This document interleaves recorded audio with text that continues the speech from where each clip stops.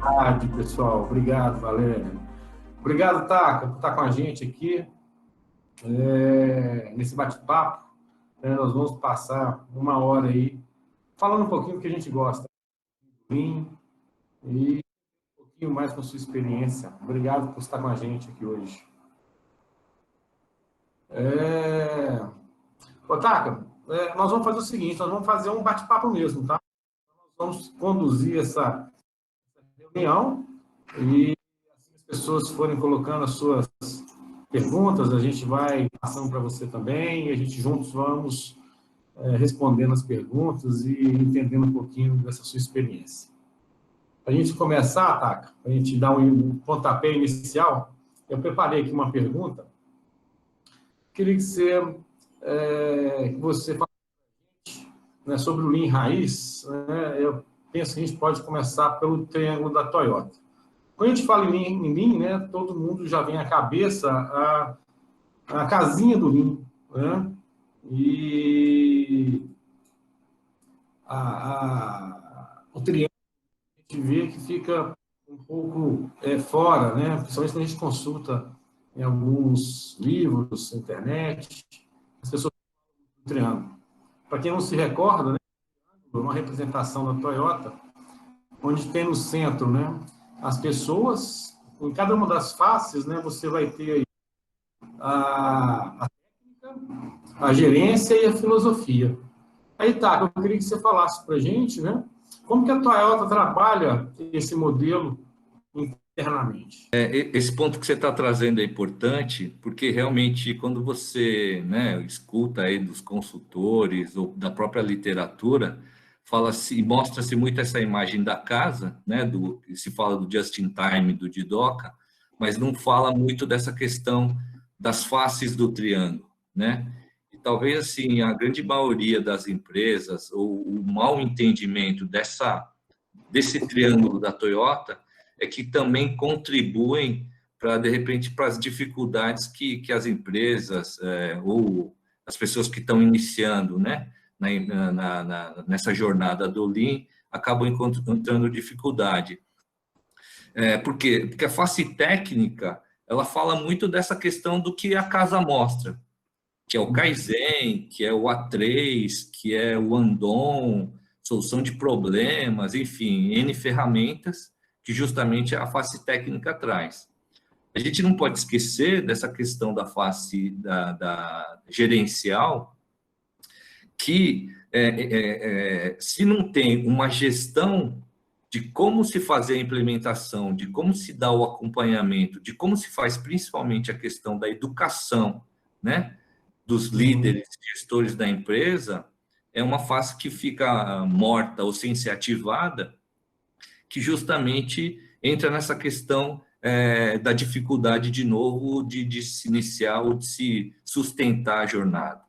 E a outra parte que está na base da pirâmide da Toyota, que é a parte filosófica, né, que é a filosofia, e aí eu não vou me meter a besta de entrar na discussão do que é filosofia, né, porque aí tem grandes pensadores aí, o próprio Cortella aí, que é o mais famoso deles, né, vai falar sobre isso, mas eu dei uma consultada aqui, e eu vou ler uma parte aqui que está no Portal da Educação, que fala sobre essa questão da filosofia, né? Ele fala assim, ó, a filosofia nos faz sair da escuridão do comodismo e ir encontrar a luz da sabedoria das soluções.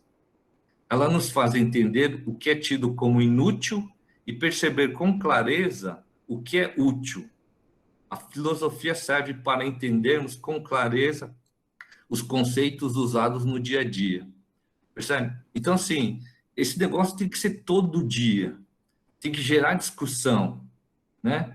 Não é só a aplicação da ferramenta que faz o Lean acontecer. Acho que esse é o grande ponto, né? E eu vejo que muitas empresas, muitos líderes, eles fogem desses debates, dessas discussões, que é a partir da filosofia que entra nesse negócio, justamente para gerar essa cultura de aprofundamento que as empresas precisam, né?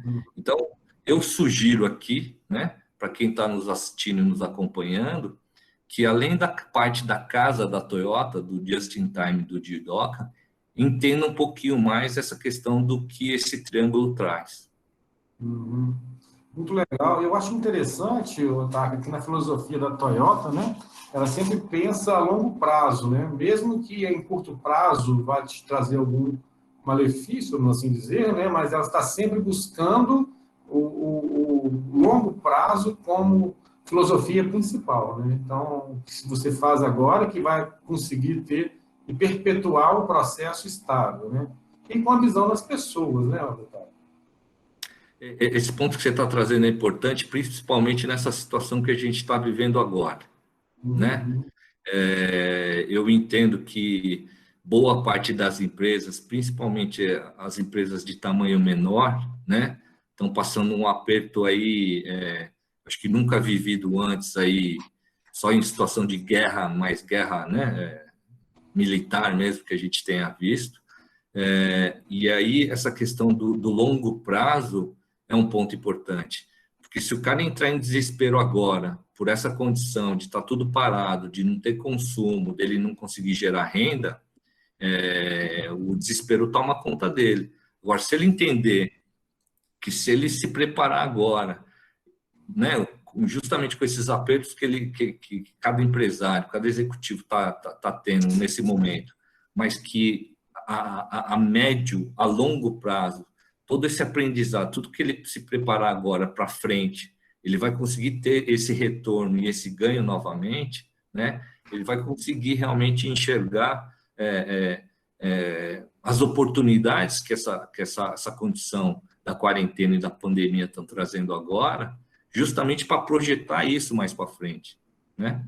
Então, o ponto crucial agora que eu vejo, que é o que a própria Toyota está fazendo, é de se manter viva.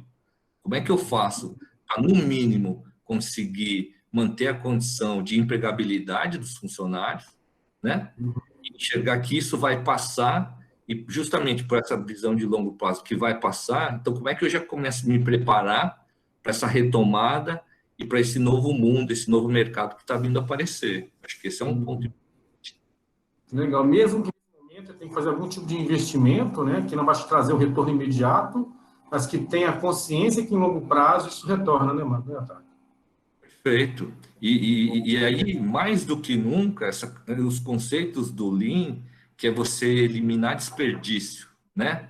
Para você poder ter, com esse caixa limitado que a empresa hoje tem, né? Nessas condições de falta de demanda, você realmente trabalhar para essa eliminação desses desperdícios, para se poder manter vivo, pelo menos por enquanto, não ganhar dinheiro, porque não é a condição, mas dessa manutenção da sua sobrevivência, dali depois alavancar, né, e buscar os resultados que qualquer empresário, qualquer empreendedor busca. Né? Congelou aqui. Pronto. Legal. Cortou para mim aqui, mas tudo bem, vamos lá. Otávio, então, pensando nessa longevidade, né, a gente vê a Toyota, né, há praticamente 70 anos aí, né, já com o sistema Toyota de produção implementado, com sucesso, já com sua experiência mais do que comprovada, né, comparando com os concorrentes. Na sua opinião, né, por que tão poucas empresas, né, têm o Lean implementado na íntegra hoje? Né, mesmo sabendo, né, que é um sistema. Deu uma cortada aqui, mas o que eu entendo, assim, primeiro, um ponto indiscutível, né? A gente sabe que é uma metodologia que hoje, mundialmente, é a mais copiada em termos de sistema de gestão. Comprovadamente, Uhum, a própria Toyota já demonstrou isso, que de todas essas crises que vêm acontecendo, ela se levanta muito mais rápido que as outras, né? Então os impactos são muito menores. Agora, eu entendo que essas dificuldades de implementação ou de início de jornada tem alguns pontos que são básicos. O primeiro é justamente de querer simplesmente através da utilização de ferramentas do sistema Toyota de produção, achar que isso é sustentável. Isso, a longo prazo, não é sustentável. Você faz lá uma atividade de 5S, você faz uma atividade de padronização, você faz eventos kaizens, que no imediatismo ele gera o resultado, né? Mas aí, uma pergunta que a Toyota sempre faz é what's the next? Né? Você não tem justamente essa questão da visão a longo prazo de futuro, você não consegue dar essa continuidade. Esse é um primeiro ponto. O segundo ponto, que é a base da filosofia ou da metodologia do sistema Toyota de produção, ele está baseado justamente na questão do desenvolvimento e capacitação das pessoas, né? E muitas das empresas ainda enxergam essa parte de capacitação, desenvolvimento de pessoas como custo e não como investimento. E para a Toyota isso é muito forte, que todo o capital, né, ou todo o dinheiro que é investido na parte de desenvolvimento humano, isso ele retorna, só que a longo prazo, né? Muitas vezes mais do que aquele gasto que você está tendo naquela hora. E eu vejo que o primeiro ponto que as empresas, quando têm esses apertos, né, é reduzir custo e custo de treinamento, de desenvolvimento, né? Então, eu acho que esses são grandes diferenciais aí que também tem que ser levados em conta. Ô, Taka, voltando aí para a pesquisa na internet, né? A gente coloca o Lean na internet, aparece muitas variantes do Lean, né? Lean Manufacturing, Lean Office, Lean Health, Lean Construction, Lean Sigma. Quer dizer, tem Lean para tudo, né? Na sua opinião, né? Por que tantas variações do Lean, né? E o que quem quer implementar o Lean deve seguir? Essa questão da variação se deve mais à questão da segmentação, né? Do tipo de negócio que cada área tem, e aí, de repente, acaba utilizando termos mais específicos e focados para cada tipo de negócio nesse sentido. Agora, o conceito básico do sistema Toyota de produção primeiro, o foco é o resultado. Então, de novo, né, o sistema de gestão, o Lean, o TPS, na verdade é um meio só. Então, como é que a gente está focando no resultado? Então, isso é comum a qualquer tipo de empresa ou de negócio que você citou. O segundo ponto que vem do sistema de produção está baseado na exposição e solução de problemas. Então, como é que você identifica um problema, né?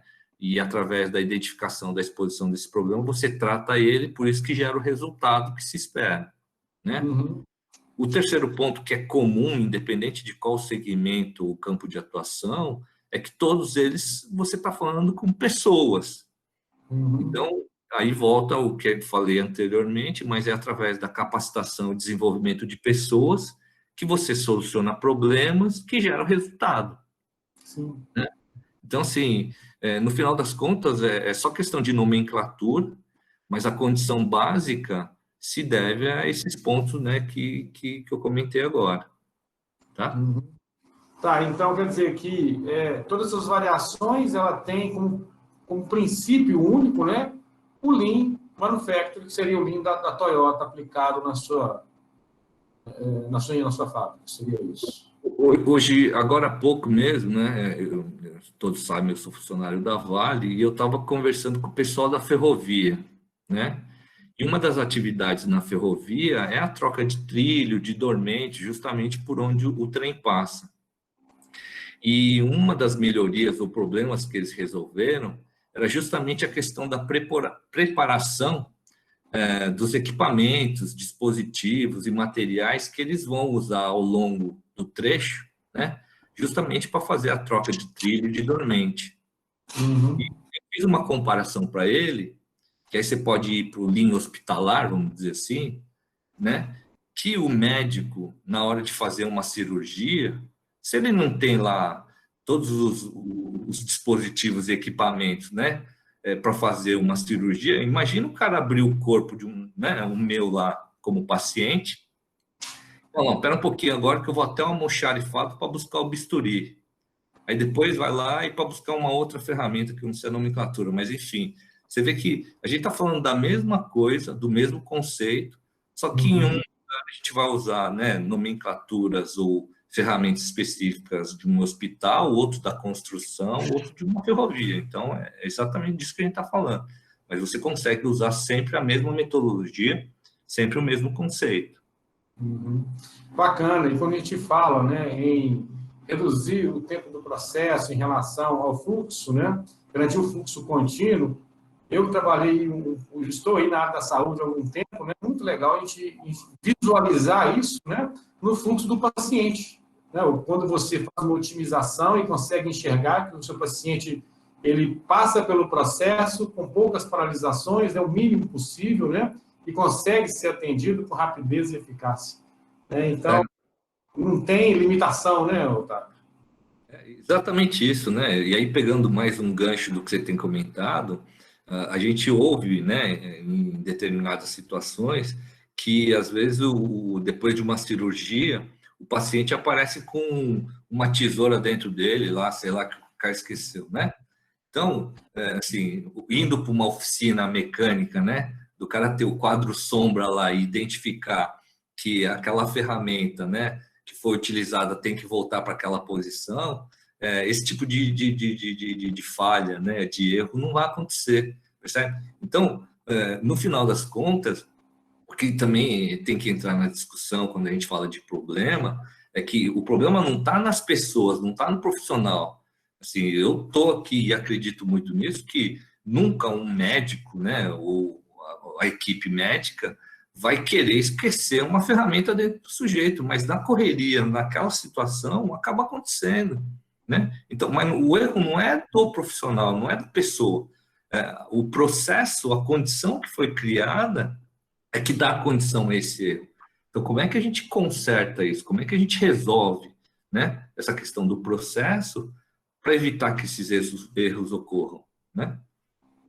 Uhum, muito bom. E para quem está começando com o Lean agora, está vendo a live, não, vamos reforçar na minha empresa, eu quero implementar o Lean, eu acho que esse é o momento de crise, né, é onde as pessoas conseguem enxergar muitas oportunidades. Você sugere, né, alguma trilha para alguém que queira iniciar o Lean, né, por onde começar, o roadmap, né? Quais seriam os primeiros passos para quem vai implementar o Lean raiz? Aí você fez uma pergunta que vale US$ 1 milhão, né? Mas, enfim, eu vou usar vou até compartilhar com você, né, com vocês aqui, a minha experiência. Eu trabalhei durante 15 anos na Toyota, fui gerente, né, operacional lá de manufatura, passei por todos os processos na Toyota e eu me achava o bam do TPS, né, do Lean. Eu achei e falei assim, não, agora eu vou para o mundo, porque eu conheço do sistema. E foi quando eu cheguei na Vale e eu quebrei a cara, né? Porque aí que eu percebi que eu não sabia nada mesmo, né? E tinha que aprender de novo. Mas o que eu trago de conceito do que eu aprendi na Toyota e que é o que foi aplicado dentro da Vale, o primeiro ponto é sempre de partida é identificar qual que é o problema. Se o problema não está claro, né? Não tem por onde resolver. Esse é o ponto, né? E o sistema Toyota o sistema Toyota de produção, ele é baseado na gestão de anormalidades. E aí, quando falo de gestão de anormalidades, por isso que, né, você que trabalhou um bom tempo comigo também sabe disso, as perguntas Uhum, que a gente faz na área operacional é sempre aquela: essa condição é normal ou anormal? Enquanto uhum, você não consegue definir e diferenciar o que é normal do que é anormal, você não tem problema. Porque você pode achar que uma condição é normal e eu posso achar que é anormal, e a gente vai filosofar aqui, ficar debatendo, e não vai para lugar nenhum. A partir do momento que a gente consensuar de que determinada condição é uma normalidade, opa, bacana. Então a gente já alinhou, né? Então vamos começar a trabalhar para solucionar isso. Então, enquanto não tiver essa definição de problema, do que é um problema, dificilmente as coisas caminham. E aí, reforçando, você pode começar de novo pelas ferramentas, pelo Kaizen, pelo A3, pelo 5S, enfim, todas as ferramentas. Você vai gerar resultado. É indiscutível isso, tá? Só que, de novo, ele não se sustenta. A única diferença é essa, tá? Então, além de trabalhar com as ferramentas, você tem que fazer a parte da gestão, trabalhar as pessoas e trabalhar a filosofia, né? Fazendo com que todas as pessoas façam melhorias no seu dia a dia, né? Que todas tenham a visão do processo, de como melhorar o processo e como resolver os problemas. E não resolver os problemas de forma complicada, né? Resolver os problemas ainda quando pequenos, né? De forma simples, né, Otávio? Ultimamente aqui nos meus bate-papos dentro da Vale, né, eu uso um gráfico que ele define a criticidade em função do tempo, né? Uhum. Então, geralmente a criticidade é baixa quando o tempo está no seu início, certo? E essa criticidade ela vai aumentando em função do tempo. Então, o exemplo que eu dou, né, aproveitando até essa época aqui do coronavírus, todos nós sabemos que as pessoas morrem por pneumonia. Você já deve ter ouvido falar ou conhecer alguém que acabou falecendo por pneumonia. Já ouviu Uhum. falar? Sim. Mas vamos então agora de novo a criticidade que é alta, a morte pela pneumonia, na questão do tempo. Antes da pessoa adoecer e falecer por pneumonia, tem uma criticidade menor, um sintoma anterior ao de se pegar a pneumonia, concorda? Sim. Quais são esses sintomas num tempo antes? A pessoa vai ficar resfriada, né? Vai ficar com febre, talvez, vai apresentar indícios no corpo, né, que vão... Então, exatamente, antes da pneumonia veio o resfriado, a gripe. Faz sentido? Uhum. Então, de Sim. novo, colocando aqui na imagem o gráfico do tempo em função da criticidade. Vamos voltar no tempo e baixar a criticidade. Antes do resfriado, antes da gripe, quais são os sintomas, os críticos que apareceram? A tosse, a febre, a dor no corpo, né? Não foi isso que Sim. apareceu? Porque o fato dele não ter tratado a febre, a dor, né, e tudo mais, gerou a gripe, o resfriado, que gerou a pneumonia, o cara acabou morrendo. Faz sentido? Sim. Vamos voltar no tempo de novo e baixar a criticidade. Antes de você ficar com dor no corpo, antes de você ficar com febre, ficar com tosse ou com coriza, o que você deixou de fazer que gerou isso? Má alimentação, falta de exercício físico, né? Estresse, não dormir direito, faz sentido? Sim, com Então, certeza. assim, o que eu tenho reforçado muito, que as pessoas estão identificando o problema, né? Quando o problema ele já é grave, quando ele já é crítico, depois que o cara já adoeceu, depois que o cara já está com pneumonia. Isso aí é consequência dele não ter atacado o problema que é a causa real, que é na criticidade lá embaixo no tempo menor, né? Então, Uhum. trazendo isso para as empresas, onde que eu quero chegar? Que aquele equipamento que quebrou, né? Aquela parada na produção, né? Aquela venda que não foi efetivada, na verdade, ela começou muito antes, com um sinal muito Uhum. menor, que a gente não deu a devida atenção e a devida importância e não resolveu naquele ponto. E geralmente essas informações ou essas ocorrências menores em criticidade menor é o pessoal de execução, é o pessoal de atendimento, né? É o pessoal operacional que logo no começo já tem essa informação. Uhum. Chega a nível gerencial do dono da empresa, do executivo, é porque passou por vários filtros, né, que não foram resolvidos no seu devido tempo e na sua devida criticidade, que chegou no caos, chegou naquela situação de que agora senta e chora, não tem outra coisa para fazer. E aí é dar autonomia para o pessoal da base, né? Tá. Fazer com que as pessoas, né, façam, né, que elas se sintam dono do processo, né? Exatamente. E aí entra a questão, né, da necessidade e da importância de você dar autonomia, né, para que elas possam resolver esse problema. O que geralmente acontece, o que a gente geralmente ouve, é assim: o cara, no ponto inicial, ele já informou, ele já avisou, só que ele desistiu porque falou assim: isso aí eu já tinha falado, isso aí eu já tinha avisado, e ninguém me deu ouvido. Não é sempre assim? É isso que está acontecendo. Isso mesmo. Otaka, conversar com você, assim, ouvir suas histórias, não tem jeito, né? Eu queria que você contasse uma história para a gente. Eu acho muito legal, falando aí em melhoria contínua, né? Uma vez você relatou para a gente, um grupo lá que trabalhava com você, sobre uma implementação que você fez no processo que deu problema. Conta para a gente essa história. É bom lembrar aqueles tempos que a gente, né, saía em viagem aí, e no final do dia lá, na hora do jantar, a gente podia fazer esses bate-papos aí, contar as histórias, né?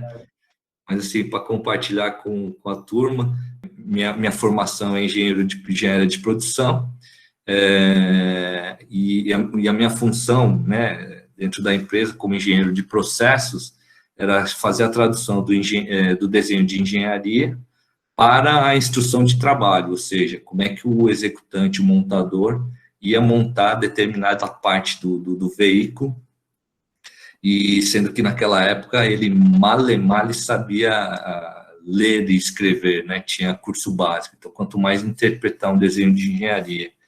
E eu devia ter uns 6 meses de empresa, e uma das instruções que eu traduzi, né, do desenho de engenharia para a instrução de trabalho, eu não vi lá uma especificação e acabei passando para a área de execução de montagem, fazer a montagem com determinada instrução lá. E aconteceu que acabaram saindo 1.500 carros lá com defeito, com problema, e meu gerente, né, foi me buscar na fábrica,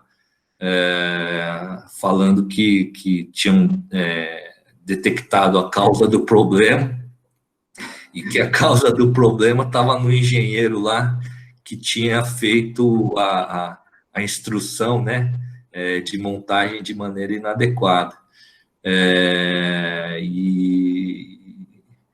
E eu falei: agora lascou, não tenho nem 6 meses de empresa, recém-formado, não é mais fácil eu passar pelo RH logo e acabar logo com isso, né? Mas não, o japonês lá, o diretor, ele está te chamando, que quer falar contigo. E chegando lá na mesa desse meu ex-diretor, ele, né, de maneira bem tranquila, ele perguntou: mas você sabe o problema que você causou na fábrica ou não? Assim, eu e a torcida do Corinthians, do Flamengo, aí tá sabendo, aí, porque onde eu passei na fábrica, o cara tava falando aquele gesto obsceno lá, né? Enfim. E aí esse diretor falou assim: e aí, como é que você vai me pagar isso? E aí que eu dei um passo para trás e falei assim: mas sou recém-contratado, o senhor sabe quanto que qual que é o meu salário, né? Eu vou passar a vida trabalhando aqui para pagar esse negócio. Ele falou: não, aqui a gente faz da seguinte maneira: você vai fazer melhoria na fábrica, né? E dessas melhorias, eu vou te descontar, né? Todo esse prejuízo que foi dado, ou seja, eu investi um dinheirão no seu aprendizado e eu não vou agora jogar fora esse investimento que eu estou falando em você, né? Bom, bacana, se essa é a confiança que o senhor vai me dar, né? Eu quero aprender. Foi então que eu aprendi essa condição de fazer Kaizen, de fazer melhoria. Mas qual que foi o grande benefício para mim? Isso está me valendo, né? Mesmo depois de sair da Toyota. Para cada melhoria que eu fazia, primeiro, para eu identificar a oportunidade de melhoria, eu tinha que estar no chão de fábrica falando com o executante lá, né? No jargão popular de fábrica, o peão mesmo. E aí eu ia para o chão de fábrica e conversando e olhando, observando o peão trabalhar, aparecia uma série de oportunidades, de condições de melhoria. Então, resolvendo esses problemas, fazendo essas melhorias, né, para o operador, como era o meu compromisso de pagar a dívida que eu tinha, eu subia na mesa lá do diretor, lá falou, ó, desconta aí da caderneta aí, mais um aqui que eu fiz. E ele levava ele para o chão de fábrica, falou, ó. E quando chegava no chão de fábrica, o peão que me ajudava a fazer essas melhorias, ele reportava para o diretor, né? Falou, ó, a gente fez isso, fez aquilo, então melhorou a minha condição. O que isso causava? O pessoal que estava do lado olhava para mim, olhava para essa pessoa que me ajudou e falava assim, eu também quero, pô, por que você só traz o diretor para ver o processo do fulano? Eu falei, não tem problema nenhum, vamos lá, é só você me falar como é que eu posso te ajudar que a gente vai fazer melhoria no seu processo. Então, assim, acho que não tenho dúvida que dessas melhorias feitas e executadas e dos resultados que a gente obteve, me levaram, né, me deram a oportunidade de chegar a gerente da manufatura. Então, assim, do limão, transformar isso em limonada, né?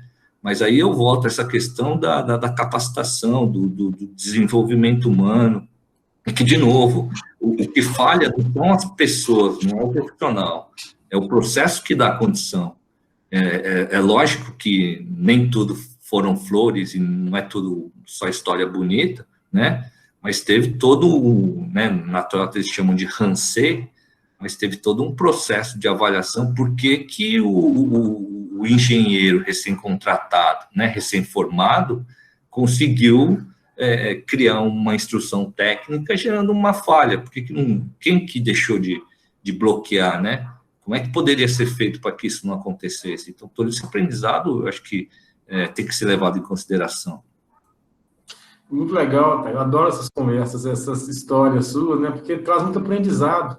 E não é só, né, identificar por que o sistema falhou, né? Porque em algum momento ele realmente falhou, né? É entender que as pessoas, né, não estão lá para cometer erros, né? As pessoas têm boa intenção, né? E seria muito simples uma empresa tradicional pegar esse engenheiro novato e mandar embora, né? Estaria resolvido o problema. Na verdade, o problema não estaria resolvido, que o próximo que entrasse poderia cometer a mesma falha, né? E essa visão de longo prazo, de investimento nas pessoas, que eu fico fascinado enquanto fantástico.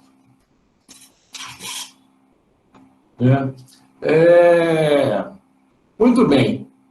O Lean Raiz, ele é feito no Gemba, né? Você sempre nos falou isso, né? Vai para o Gemba, né? O processo vai te responder. Não precisa nem perguntar para as pessoas, né? A máquina te responde. Né? Então, a gente fica muito focado, né, nas operações, nas áreas operacionais do processo. E aí vem a minha pergunta, né? Qual que é a importância das áreas de apoio, como o RH, o financeiro, né? Ou outras áreas na implementação Lean, já que elas não são áreas operacionais? Essa pergunta é interessante, porque assim, existem vários níveis e vários tipos de problema, né?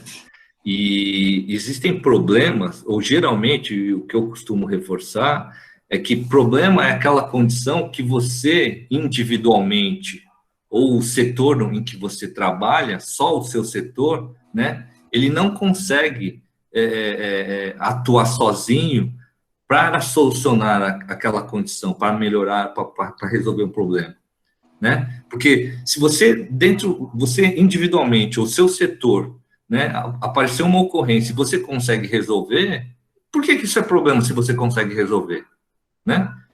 O problema, ele extrapola o seu setor, extrapola a individualidade, e para isso você precisa juntar outras áreas, todos os stakeholders, né, ligados àquela condição, para que você consiga achar a solução, a causa e a solução do problema.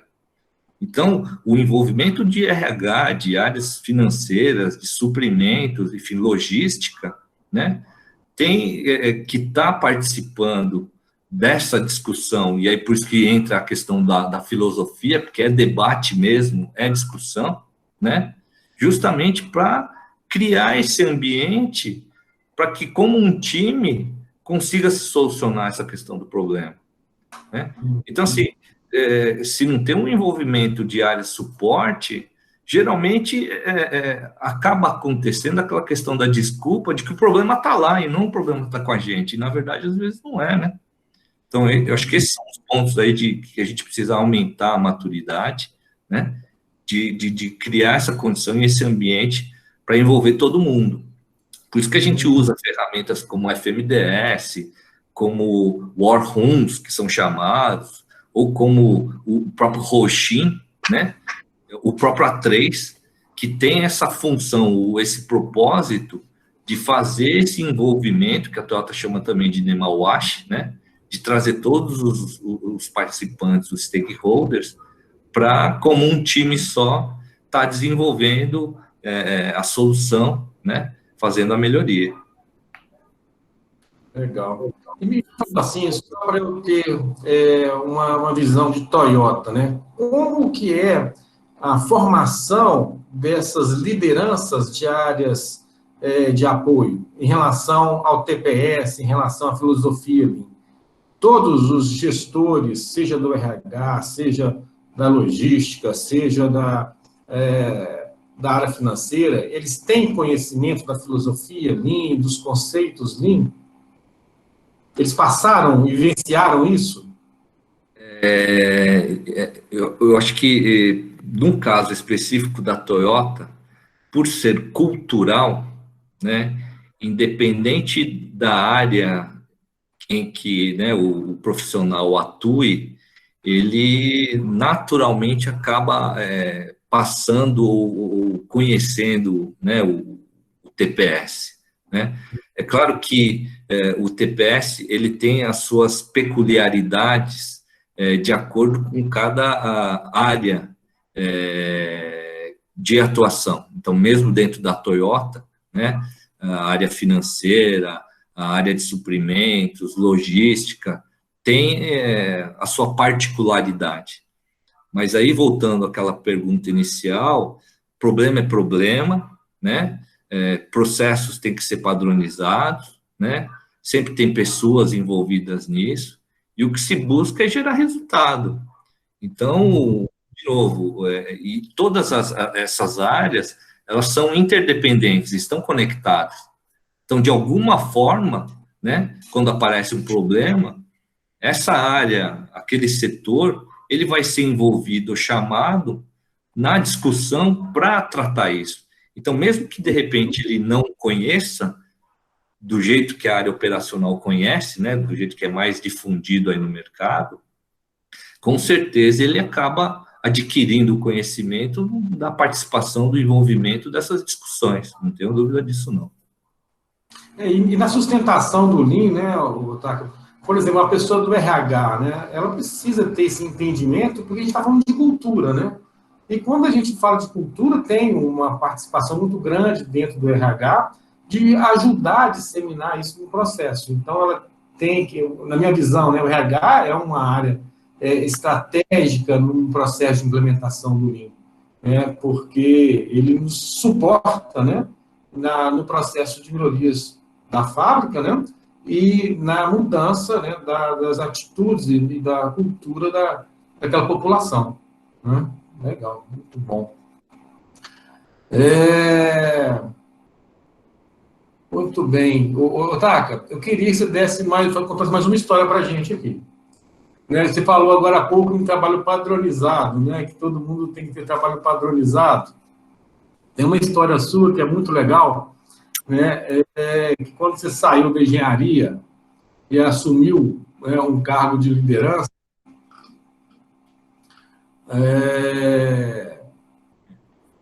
você começou do processo no Gemba, né?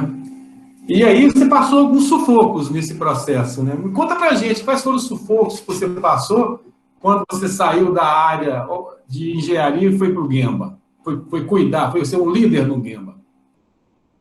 Essa história é interessante, eu até vi aqui, não sei se ele está acompanhando a gente aqui ainda, o Dário Yanagita aí, né, que apareceu aqui, ele era responsável pela área de qualidade assegurada, e tinha né, um coordenador, um japonês dessa área, mas que o bicho era a ferramentinha lá do dentista que ficava ali, né, toda hora cutucando lá a gente na área operacional, na produção.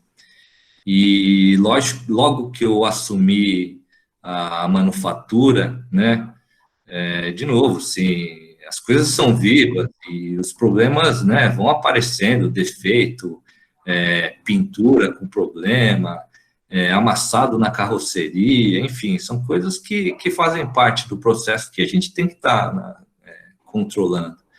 E chegou numa situação que eu abri o bico, né?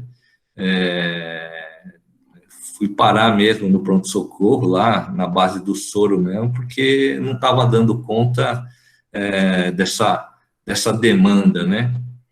E eu lembro até hoje, por isso que eu compartilhei, contei essa história para vocês, porque esse meu coordenador, o meu mentor que me orientava, ele foi lá me visitar e assim, a primeira ação que o sujeito fez, né? Isso às vezes até é um costume aí do oriental, do japonês, ele chegou e me deu um croque na cabeça, né? Imagina a situação, você tomando soro, tomando um croque na cabeça. Eu falei, pô, bicho, não é possível. Né? Por que você está me batendo? E aí, pior é isso, você é burro. Ou seja, o cara dá um croque e a gente chama de burro, pô. Não é possível, você não está entendendo a situação, né? Mas, e aí eu questionei, falei assim, pô, por que você está agindo ou está falando isso, né? Eu falei assim, quantos funcionários você tem na planta hoje? Tem 1.500 funcionários. Pois é. Por que você quer carregar a planta sozinho, levando 1.500 funcionários nas costas? Por que você não faz 1.500 te ajudarem a solucionar problema, a tocar um negócio? Aí que me caiu a ficha, né, de que eu, como gestor, não tinha que estar realmente tendo que levar a fábrica nas costas, seja por ego, seja por que for, né? Mas capacitar e chamar todo o time para me ajudar no dia a dia, né? Então, esse realmente foi um grande aprendizado. Agradeço até hoje pelos croques e pelo xingamento que eu levei, mas aquilo foi um divisor de águas para mim, sem dúvida. Muito bom. Parece que o tempo não passa, mas passa rápido demais. Já são 16h55, já temos aí 55 minutos de conversa. Ô, Valéria. Pessoal, quem tiver interesse aí, faça pergunta no chat, escreva o que você gostaria de perguntar para o Renato, para o Taka. Já estou até íntima, tá, Taka? A oportunidade de aprender. Eu tenho visto muitas pessoas aqui, eu estava vendo muitas pessoas que estão aqui participando, já trabalham com Lean nas empresas, e está aí a oportunidade de aprender com as pessoas, com a experiência dessas pessoas. Aí, ó, para ser um líder Lean, né? Lê essa aí, Renato. Para ser um líder Lean, quais as principais características, Taka? Uma coisa que eu aprendi, e sempre para a minha equipe, né, os que se formavam ou que a gente conseguia promover, né, para ser um líder, um gestor, e de repente é uma coisa que a gente aprende pouco na engenharia, que foi o meu caso, mas para mim o primeiro ponto é gostar de gente. Né? Então, quando a gente começar a realmente ter e aprender a lidar com as pessoas e gostar das pessoas, né? Eu acho que essa é a primeira característica, o primeiro ponto. Que aí você começa a criar empatia, você gera confiança, e aí o resto vem do que é a rotina, do que é metodologia, do que é ferramenta, né? Para mim, o primeiro passo é gostar de gente. E quando a gente gosta das pessoas, né, Otakas, você consegue ter abertura, né, para que implemente, né, a cultura dentro do processo. As pessoas conseguem visualizar o ganho, nós podemos, junto com eles, né, mostrar os ganhos que o Lean pode trazer para o processo e para as pessoas, né? Eliminação, né, do Mura, do Muri e do Muda, né? Então, primeira coisa, vamos eliminar ali os esforços físicos, né? Vamos olhar para as pessoas, o que as pessoas estão fazendo. Isso é respeitar as pessoas, né? Tratar com respeito, ganhar produtividade não é fazer a pessoa correr mais do que deve, né? Mas sim dar condições para ela produzir melhores condições, né? Nesses quase 30 anos de produção, né, em várias situações, mas várias mesmo, que eu não consigo nem contar, o que as pessoas querem é atenção, é ouvido, querem falar com você, né? Então, naquela situação lá de um erro que eu cometi e que fui ajudar lá o operador a fazer uma melhoria, ele falou, pô, sabe quantas vezes eu já falei isso pro meu superior, pro meu chefe, ninguém nunca resolveu, e agora vem você e está me ajudando. As primeiras coisas que eu ouvi na Vale, na oficina lá, que a gente começou a atuar, foi justamente isso também. Falei assim, pô, mas isso aqui eu sempre falei, e agora apareceu um japonês aí do nada e está resolvendo. Então, assim, a gente está lidando com gente, está falando com gente, então precisa dar atenção. É por isso que a gente tem 2 ouvidos, né? É para isso. É isso mesmo. Aqui o Caio Neiva está falando o seguinte, estava interessado que vocês pudessem comentar um pouco sobre a questão da qualidade dentro do TPS. Na prática, o que é tolerável? Como lidar com os desvios diários? Muito bacana. Primeiro ponto dentro do sistema Toyota de produção é a questão da qualidade na fonte, né? Então, assim, o primeiro aprendizado que eu tive em relação à questão da qualidade foi que a gente não tinha mais inspeção em final de linha, ou seja, não tinha um inspetor, não tinha um cara da qualidade checando se a parte da montagem, né, que a gente fazia estava de forma correta. Eles tiraram isso, né, e jogaram essa responsabilidade para nós, executantes da área da operação. Então, assim, cada montador, cada funcionário, ele, e a gente usa o termo da mini empresa, né, do time de time, é que cada indivíduo é uma mini empresa. Então, como empresa, ele precisa garantir a atividade, a execução, justamente naquilo que ele está entregando. Porque a junção dessas mini empresas ou de cada atividade é que sai a qualidade do todo, né?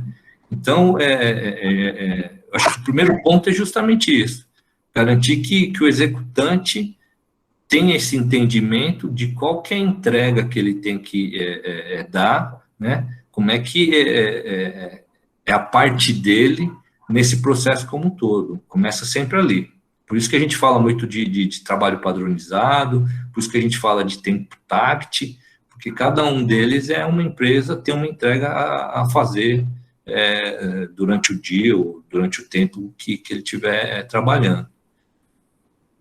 E quando a gente fala em problemas, resolver diariamente, né, resolver ele na fonte, né? Então, quando ele está pequenininho ainda, diariamente, e todo mundo resolvendo problemas, né? Todos os dias, né, tá?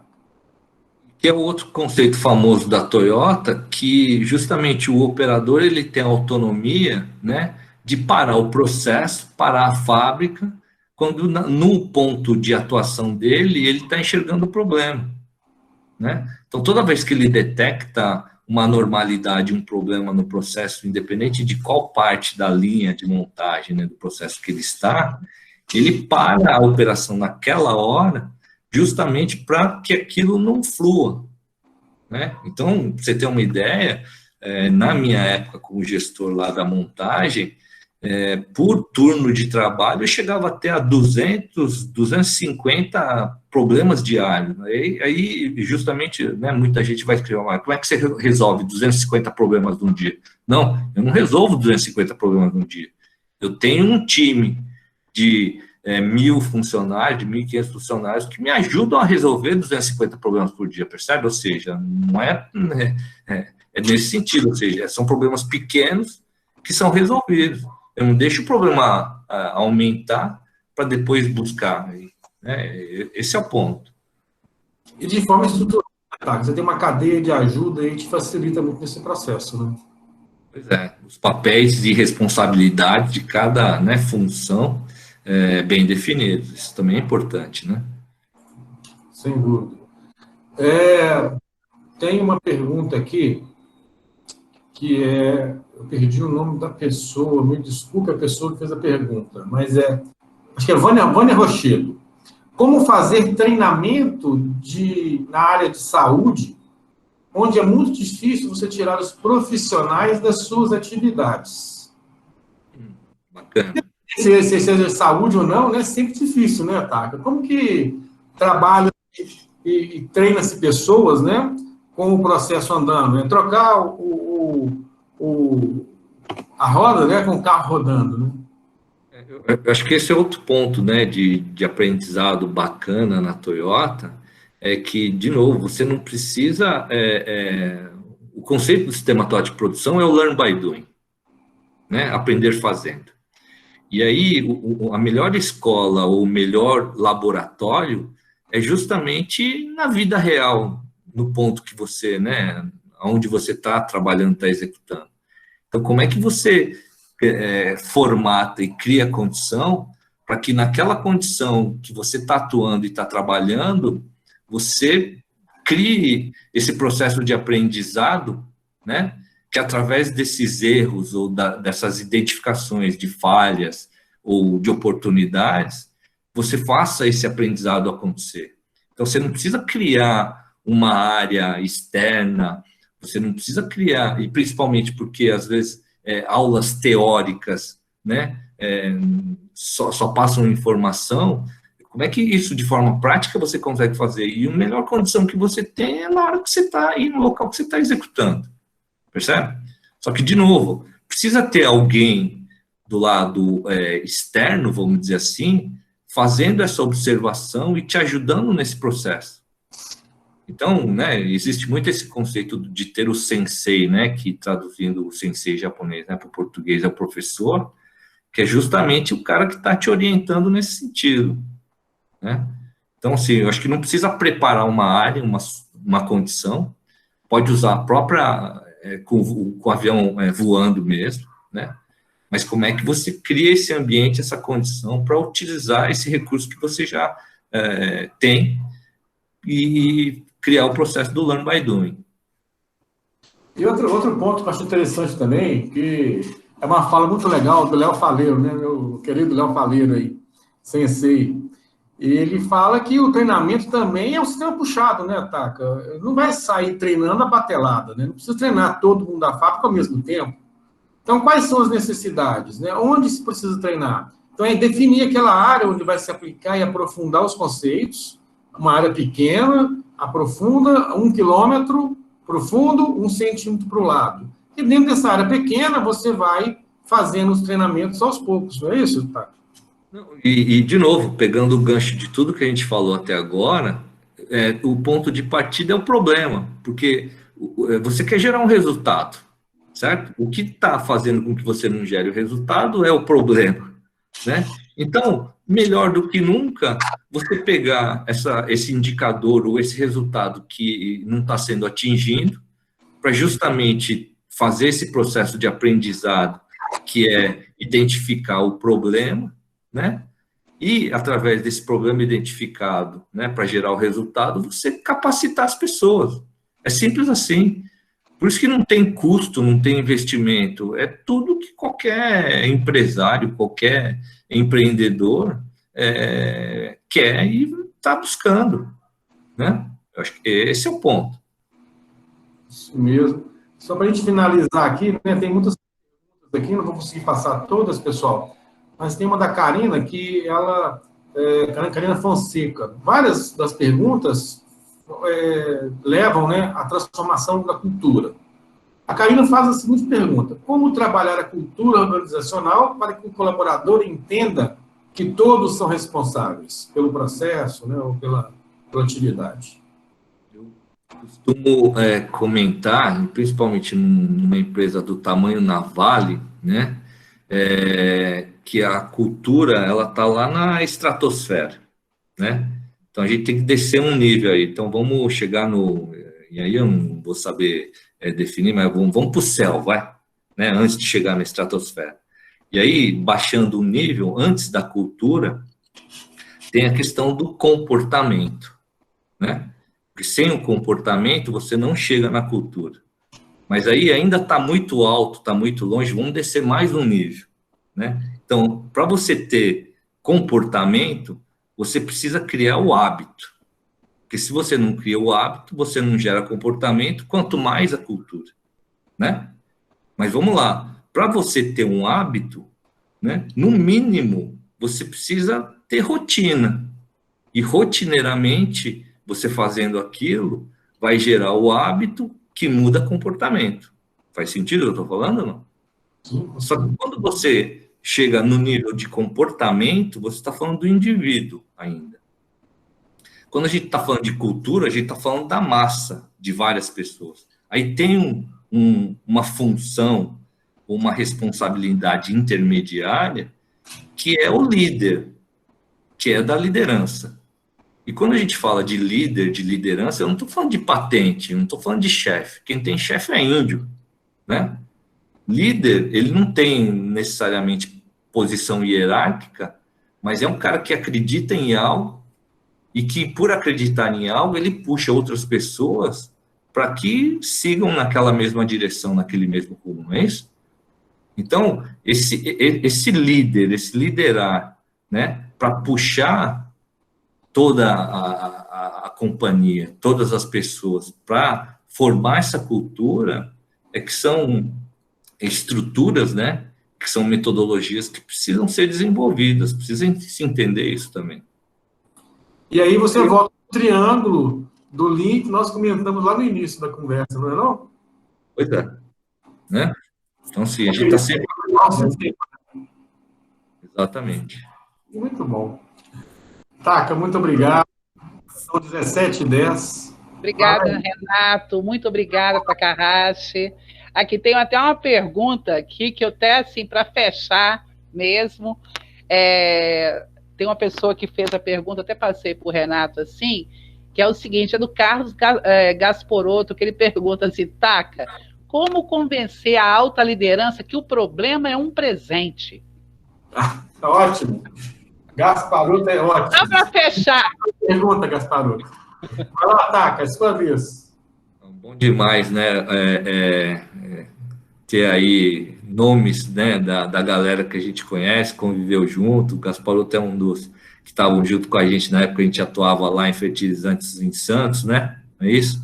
Mas obrigado aí pela participação e pela pergunta. De novo, assim, não tem empresário, não tem executivo, não tem empreendedor que não queira gerar resultado para o seu negócio, né? Então, vou voltar à mesma ladainha de sempre.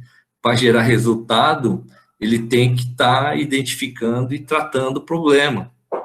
Então, daí o problema ser um presente, né?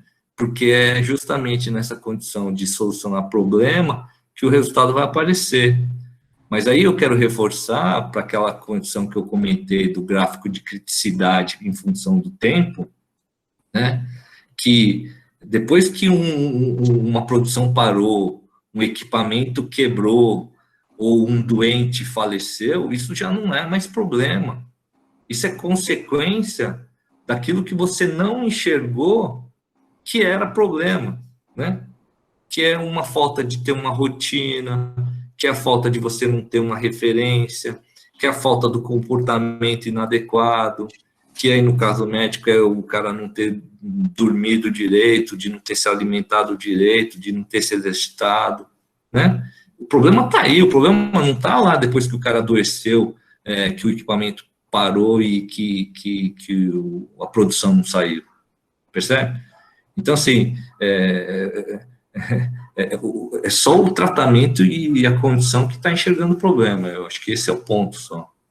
Por isso que o problema sempre é uma oportunidade, é um presente aí que a gente precisa realmente agarrar com as mãos, com o corpo inteiro. Tá, Valéria? Eu acho que é isso. Assim, é até triste dar tchau, assim, porque dá vontade de ficar conversando. É igual eu falei, assim, foi um desafio nosso colocar tantas pessoas numa sala, numa sexta-feira à tarde, porque realmente amamos esse assunto. Quem gosta do Lean, os olhos brilham. E agradecer, estamos muito gratos por ter amigos como vocês e que a gente possa exatamente cumprir a nossa missão de difundir a qualidade no Brasil. Muito obrigada, gente. Olha, semana que vem, em comemoração ao Dia Mundial do Meio Ambiente, nós vamos fazer uma live super bacana. Entra no site da OBQ, faça inscrição, vai estar disponível a partir de segunda-feira. E na outra semana, a gente vai ter uma live sobre liderança com a Daniela Bedioli, do Grupo Sada. Vai ser muito legal. Tá? Muito obrigada e boa tarde a todos vocês. Obrigado, pessoal. Obrigado. Valeu, foi um prazer aí. Tchau.